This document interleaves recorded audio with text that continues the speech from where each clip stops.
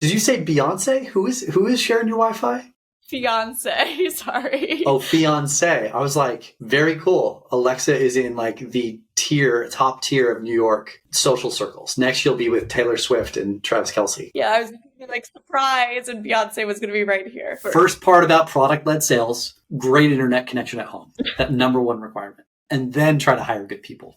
That's the strategy. That's it. How has sales in PLG changed? What did it look like 10 years ago, and what does it look like now? I think the main thing has changed is just the names that we give it.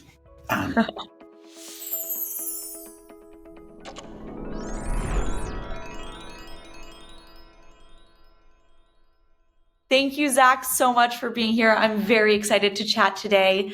Before we dive in, I'd love to hear a little bit about who are you? Give me the quick intro of Zack. Yeah. So my name is Zack Turner, but most of my friends and colleagues call me ZT. I actually called somebody in procurement who I'm working on a deal with yesterday, and I have that new iOS setting where you can share your photo and like your name, and I just have it as ZT. So that's what showed up. Here you go. It was very confusing. So can I call you ZT for this podcast? Please do. So that is honestly how I'm known. I am currently a RVP of Enterprise Sales at Slack within Salesforce. If you want to get even more detailed, I am a RVP in CMT, GB, as a prime cloud AE at Slack within Salesforce. So that's the level of granularity in terms of my role. I am also a husband. You're in a big company. Exactly. That is. It's good to frame things up. I'm also a husband. I also have 2 young children, a 5-year-old boy and a 1-year-old girl. And yeah, I think the thing that's probably interesting for me with your audience is I've had a career of a jungle gym where I started in sales, moved over to solutions engineering or sales engineering, moved into leadership and kind of moved into a few different roles, and then came back to frontline sales leadership a few years ago. And I've been doing that ever since. That is awesome. Everyone I know that has talked about you and all of our mutual connections have said amazing things. So I am excited to go through this jungle gym of your history in sales at PLG companies and learn. I've learned a lot from you. So now I'm excited for our audience and the community to learn a lot from you. So maybe to start out, something I'd love to dive into, you have been a sales leader at probably 2 of the best-in-class OG PLG companies, both Box and Slack, which is now part of Salesforce. Over the last, let's say, 10 plus years of you working in sales at PLG companies, how has sales in PLG changed? What did it look like 10 years ago, and what does it look like now? Yeah. I think the main thing has changed is just the names that we give it. Maybe 14, 13 years ago when I was at Box.net in the early days, sub a couple $1 million of revenue, freemium was essentially product-led growth. And that's kind of how we talked about it. And obviously it's evolved. It's funny. I was even thinking about this where as a kid, I remember those AOL CDs. Like, do you remember those in the mail? You're probably too young. But basically that was early product-led growth. Of like, hey, let's just send a crap ton of hardware disks in everybody's mailbox, and that's going to lead to growth. So I'm kind of joking in that the nomenclature has maybe evolved, but I actually think with that, it's become a much more sophisticated and clear space. And so I think there is a lot more operational rigor. There's a lot more best practices and strategies. There's a lot more clarity about when to do it, why to do it, and how to do it. Whereas, many years ago, it was still like figuring things out. I think the thing that hasn't changed, even since the AOL disk days or the freemium days are now product-led growth or product-led sales, the main thing that hasn't changed is that it is addressing the same problem of how do I take a valuable product and how do I find more distribution and how do I reduce friction to get to value for people that need it. And so that's part of the problem that I think it ultimately is trying to solve. And I think it solves it a lot better in a lot more sophisticated way than some of the other ways that people have tried to solve that distribution problem, namely maybe my least favorite, which is like channel sales or selling through partners. And that's largely what enterprises had to do if they weren't large enough to be able to do it on their own, or if they didn't have a compelling enough value proposition. So I think I honestly just applaud Focus and what you guys are doing, where I think the main thing that has changed is that there's a lot more thought leadership and a lot more best practices around it, and a lot more learnings. I love the example of going and talking about hardware and PLG, of saying, getting DVDs in the mail. I think it's important to call out that the core of PLG is you want to try something before you buy it. You want to touch it, feel it, see how to get value before you commit. And it is true. Like, that has existed more than 10 years ago. I'll agree with you. So I really think it's been around for a while. I would say with the thought leadership piece, you're absolutely right that people have been doing this for so long. What I think has been missing is the cross-pollination of best practices across all of these different companies. So it felt like when we were starting Focus a little over 2 years ago, I called up a bunch of people that were at Slack and Atlassian and Dropbox, and just there wasn't a playbook for PLG and sales like there was for enterprise. So I absolutely agree that this has existed for a while. Just maybe the maturity, the access has gotten a little more advanced over the past several years. And it's funny, just to tell some stories, at Box, I remember the way that we got product-led signals was in a spreadsheet occasionally from engineering. Yep. And I would get a couple of different spreadsheets. And I remember doing a pivot table and actually printing them and putting them up at my desk. No way. And our VP of Sales, Leslie Young, came up to me and said, "What is that? Why did you do that?" And I was like, "Well, I'm getting this data from 2 different sources, and I created a pivot table to be able to put it together, and then I wanted something visual so I could cross things out." That was essentially my focus. Wow. 13 years ago. And then even at Slack, which I agree with you is a poster child of product-led growth, it was still difficult for us to go and find those signals. We would have to go and look through reports within our own internal database and tools. And it was often clunky, and often internal software is often not the best and most polished.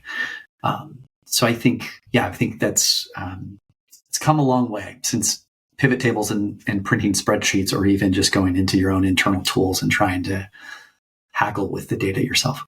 That is a good story. I love that you were printing out pivot tables and just circling the leads that maybe you wanted to go after.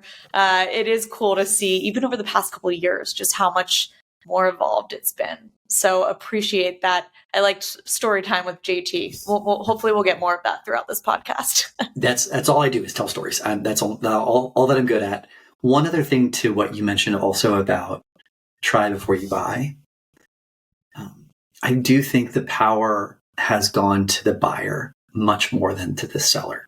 It used to be that the seller controlled a lot of the information and controlled a lot of the gates of the sales cycle. That power is completely fundamentally shifted.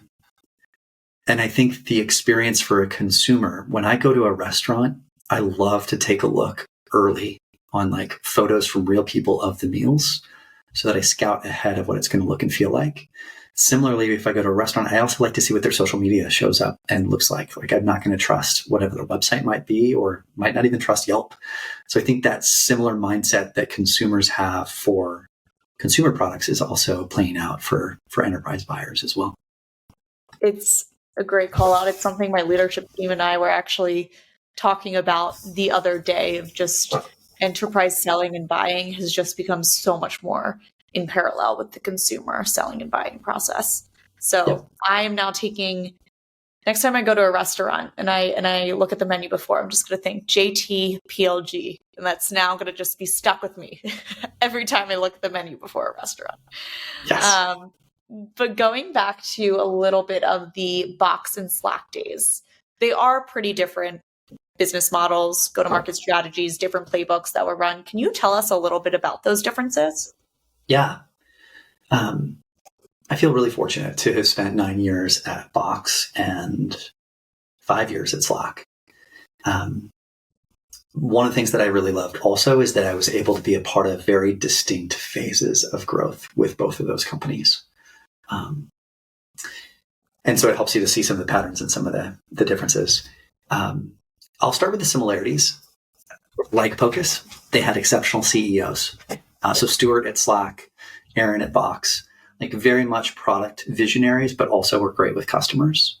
And that was a huge boon for the growth of both companies. They both battled Microsoft. I'd be a lot richer if Satya Nadella had never become the CEO of Microsoft. He's done an incredible job. Everything he's touched has turned to gold. I wish that Steve Ballmer had stayed longer, but he was there when I was early at Box.net, and I remember the day that he left, and I was sad. They also were new ways of working and a broader platform that wasn't just a bespoke product for a very specific person. Each had a bottoms up and a tops down motion. And I think the other piece that was interesting to be a part of at both companies is that they both, as they grew, they tried to become more than single product companies. So they created not necessarily new products, but add-on products. And the similarity for both is that those add-on products took longer than everybody expected for them to bear a lot of fruit. The next piece, so that's a little bit about similarities. I would say that the differences, there are definitely some strong differences. I think both being best of breed products, Slack was by far the leader in their space, and Box was very much number 2 behind Dropbox, particularly in terms of mind share and particularly in terms of product-led growth. I'll get to that a little next, but Slack, like eventually it was just clear that Slack was going to be the new one, and it was going to be just between Teams and Slack. HipChat, which was also a competitor that did very similar things, was acquired by Atlassian, and then later Atlassian spun it back over to Slack, which was an interesting deal and part of their own strategy to stay more focused.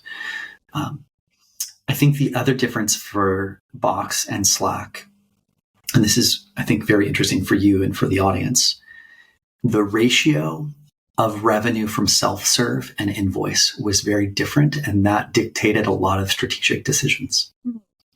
At Box, because Dropbox innovated on this idea of if you share and get somebody to sign up for Dropbox, it increases your free amount of storage.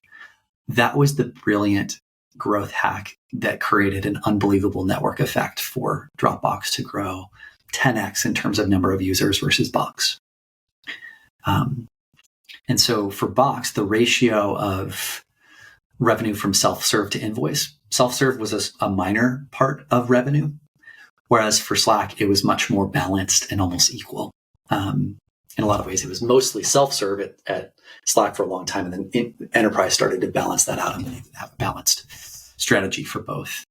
I think for Box, what that meant from a strategy standpoint is that we had to pivot quickly to emphasize more enterprise products and more enterprise features and functionality. And so in a lot of ways, our go-to-market was to solve the Dropbox problem, that the product-led growth of a bunch of people using Dropbox that wasn't secure or wasn't designed for large companies was a big play for us to be able to have a larger ratio of enterprise or invoiced revenue relative to our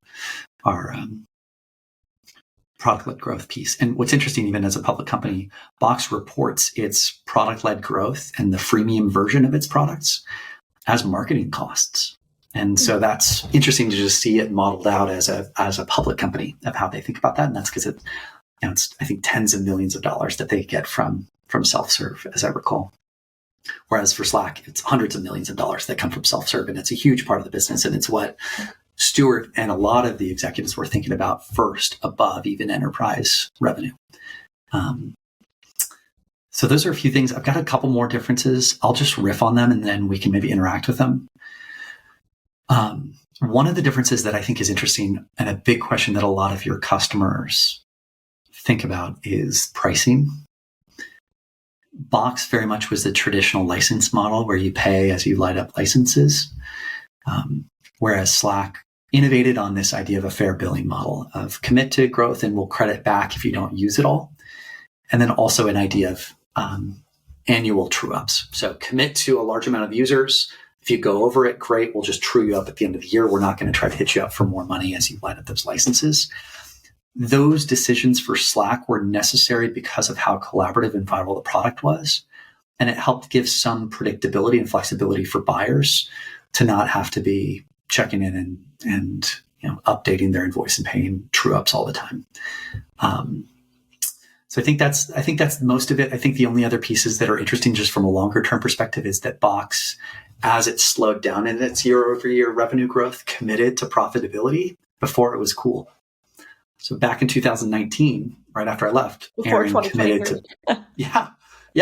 And it was brilliant. Like Aaron Levy jokes about like his stock was the only stock that went up when everybody else's went down last calendar year during kind of the macro correction for tech growth. And then I think the only other thing that's really clear that's different is Slack ended up being acquired, and Box stayed on their own for longer than some people really thought. And I really admire Aaron for sticking with that. And I also admire Stuart for making the tough call when he did, where during COVID, self-serve surged for Slack, but the enterprise business stalled largely because a lot of customers struggled to just get laptops to their employees and saw video calling as the primary way to do new work. And that's why Zoom took off and maybe Slack didn't see the takeoff. And I'm excited and appreciate it because I think Slack needed some help with top-down selling and being able to get into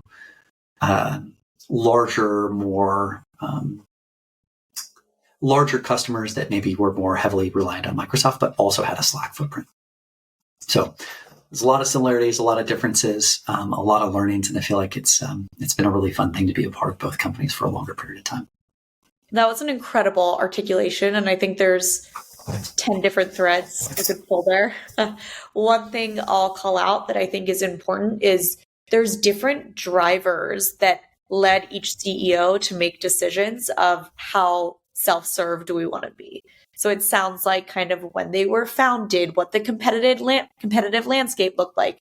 Did they want to go public? And sometimes I think companies who are starting out think, oh yeah, you just like your PLG, you just stay PLG forever, or the other way around. And I think something that has been uncovered recently is most companies have this hybrid motion where you can have some self-serve, you can have some enterprise, and you can kind of determine where you fit on that spectrum on how much you want to lead into enterprise and how much you want to lead into self-serve.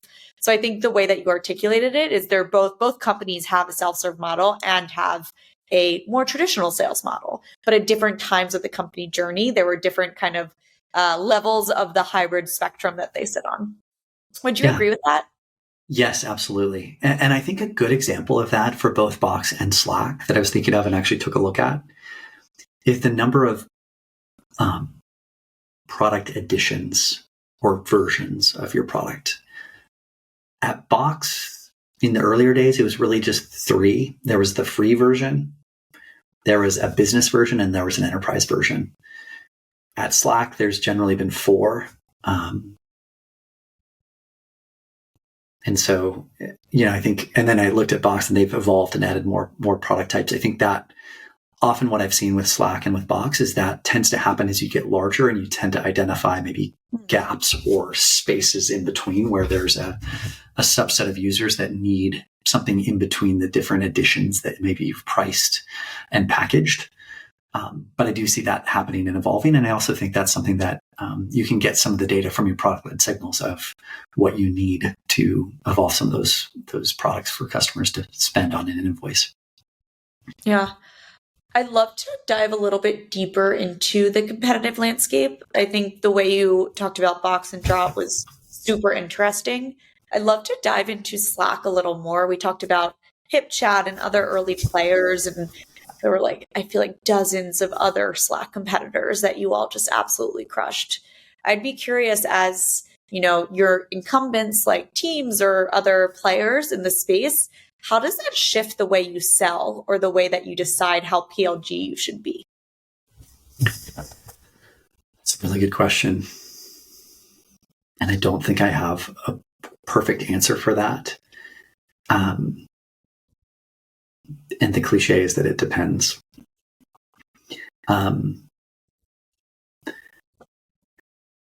I would say that for Box and Slack, it was really important to be competition aware and customer obsessed. And I know it's a cliche. And I know that most growth, go-to-market, and executives tend to be competitive. So you do want to focus on your competition, and you do want to crush them, and you do want to like figure out what they're doing. But I do think that Aaron made really good decisions by listening to his customers about what they wanted. And that helped him to discern to be less product-led growth and be more focused on building the boring enterprise features like single sign-on and authentication and two-factor and e-discovery and all of the things that aren't sexy for a really cool software engineer in San Francisco to work on, but that a CIO in Chicago is going to care about for their Fortune 500 company and is going to buy over the company that might have a lot of users but might not have the enterprise stuff that they need. So I think that was something that Aaron really committed to. And on the interesting side for Stuart, he always said this, and he said this publicly, he cared more about user growth than about revenue growth. If the users come, the revenue will follow eventually. And he was right. And the user growth maybe wasn't as rapid as we needed it to for the revenue growth.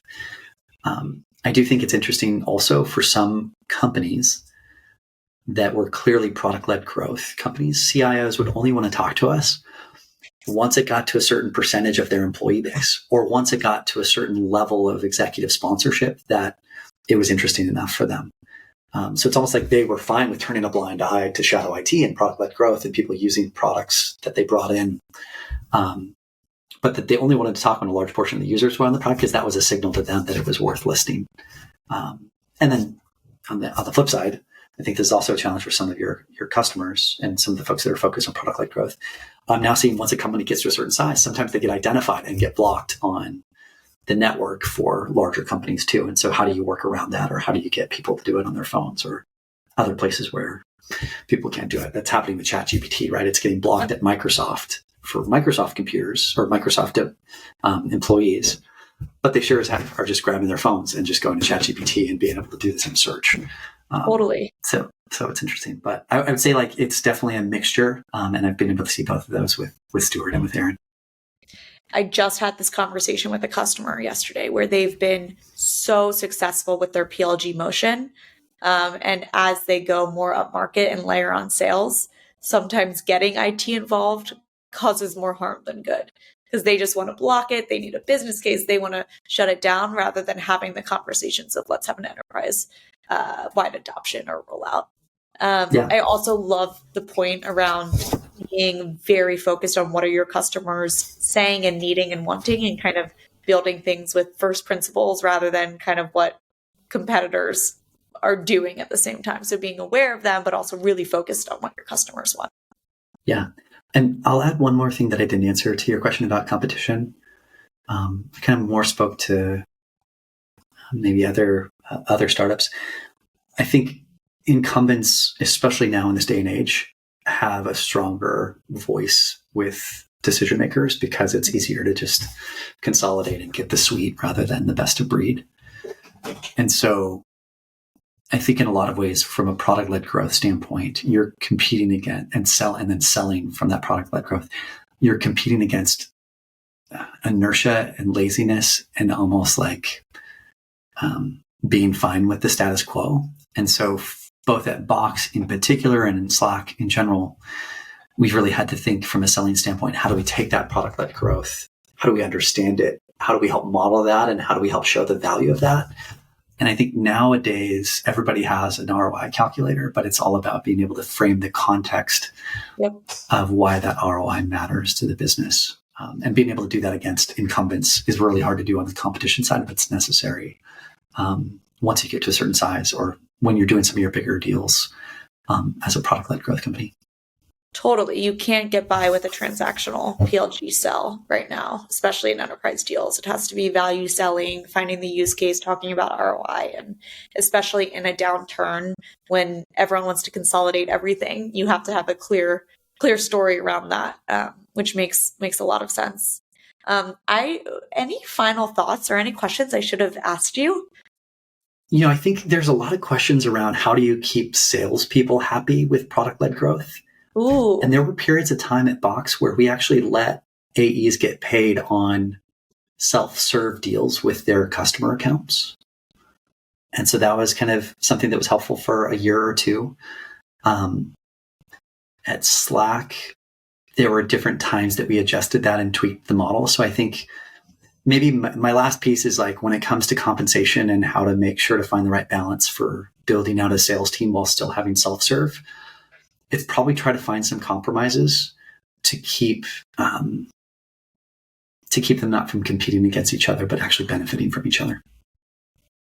It's a great point. And it's also a question I always get is how do you make sure that sales reps are making good business decisions rather than closing the easy self-serve deals that would have convert on their own. So Yeah. do you have the magical answer to that?